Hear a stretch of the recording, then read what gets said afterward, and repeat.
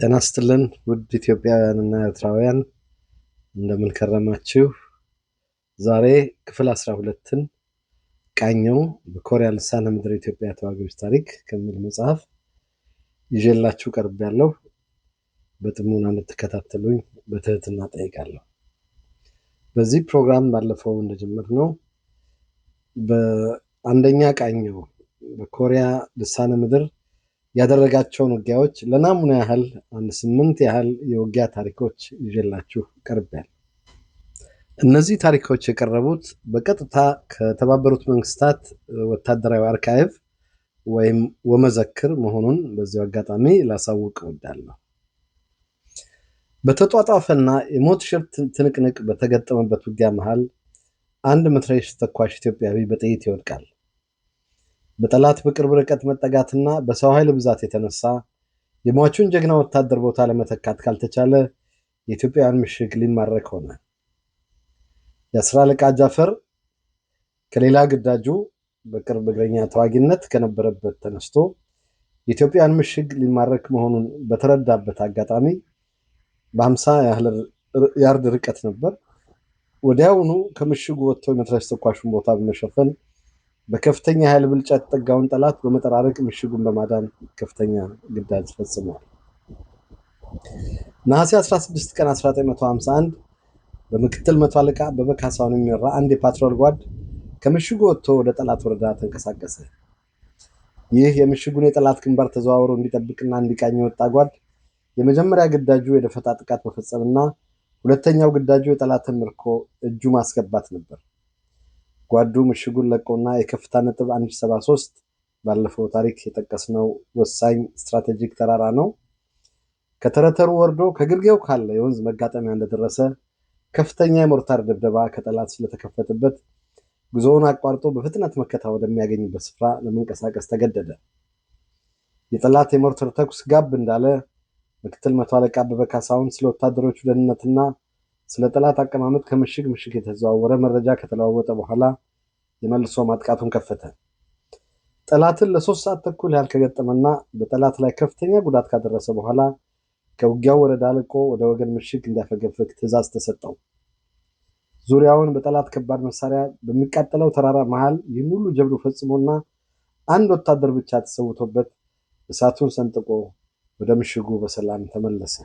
ተጓድ በጠላት ላይ ውጊያ ከፍቶና ግዳጁን ፈጽሞ ወደ ምሽጉ እየተመለሰ እንዳለ የጠላት ጦር ከጀርባ እየተከተለ ማጥቃት ከፈተበት። በዚህ ስልታዊ ማፈግፈግ ላይ ለጓዱ ሽፋን እንዲሰጥ የተመደበው 50 አለቃ ሞላ አንድ ብቻውን በርካታ የጠላት ወታደሮችን ገጠማቸው። ጠላት እጅግ እየተቃረበ መጣበት። በዚህ ቀውጢ ሰዓት በተለይ 4 የጠላት ወታደሮችን የመከላከያውን የመጨረሻ መስመር ሰብረው ጨበጣ ገጠሙት። የህብረቱን ጦር ሁሉ ጉድ ያሰኘው አይናቸውን ለማመን የተቸገሩበት ጉዳይ 4ቱንም ወታደሮች ከጥቅም ውጭ አድርጎ በእርሱ ብቻ ሽፋን ስር ከጀርባው ቁስለኛና ጉዳተኛውን ይዞ ወደ ምሽጉ በሰላም ለገባው ጦር ታላቅ ውለታ የሰራው 50 አለቃ ሞላ በታሪክ ይታሰባል። ነሐሴ 21 ቀን 1951 በሻምበል ንጋቱ ወንድሙ የሚመራና ለተዘዋዋሪ ጥበቃና ቅኝት ይንቀሳቀስ የነበረ ፓትሮል ድንገት በጠላት ቀላልና አውቶማቲክ ተኩስ ስር ይገባል።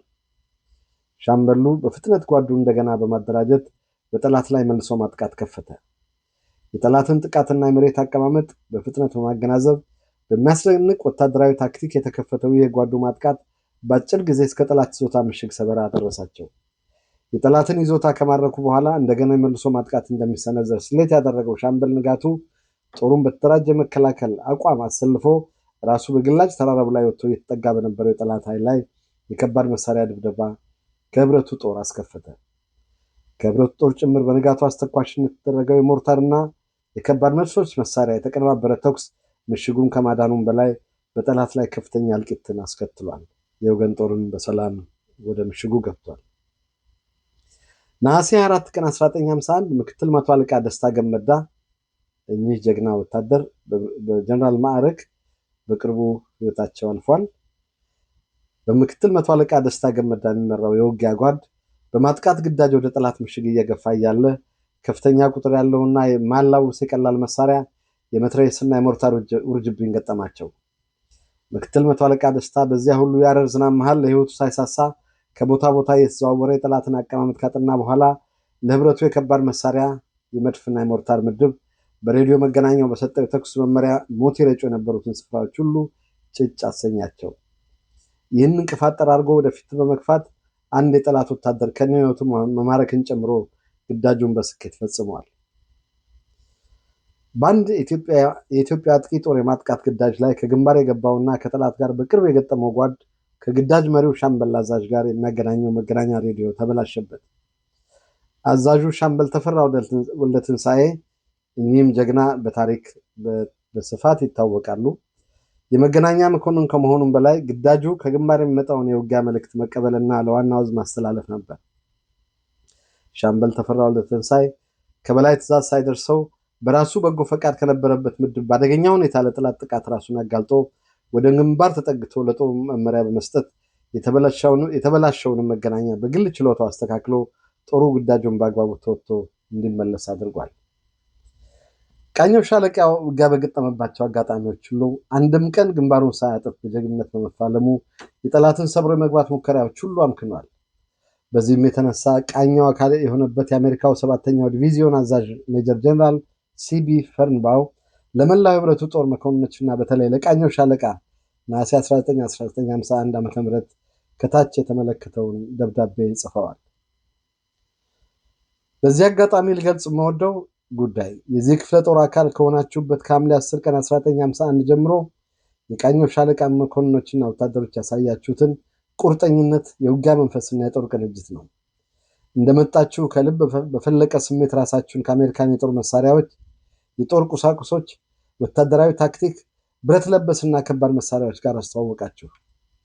ትውውቃችሁ ብቻ ሳይሆን ከኛ ዶክትሪንና የውጊያ ዘዴዎች ጋር የተዋሃዳችሁበት ፍጥነትና ያገኛችሁት ወርቃማ ውጤት ምን ያህል ከባድ የልምምድ ጊዜ እንደወሰዳችሁ ማስረጃ ነው።